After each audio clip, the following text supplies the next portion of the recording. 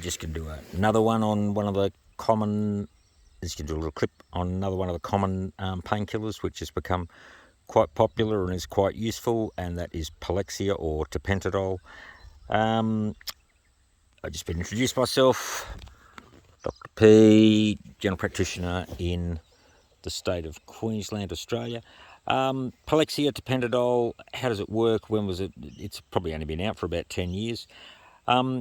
It's a combination of, again, sort of an opioid acting medication, which is what, morphine, codeine, oxycodone, all those ones are.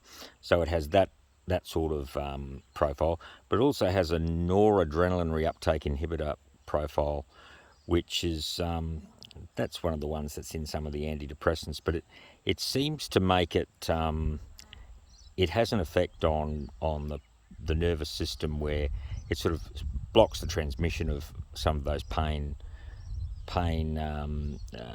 receptors in the spinal cord. So it's probably a better painkiller, while still being addictive, better painkiller for some sorts of pain, the back pains and the more acute pains like that, where you've got a lot of that nerve type transmissions. So it comes in an immediate release and a sustained release formulation.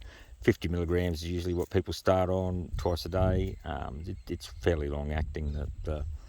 The SR or sustained release, the immediate release, is obviously short acting. That's the Palexia IR.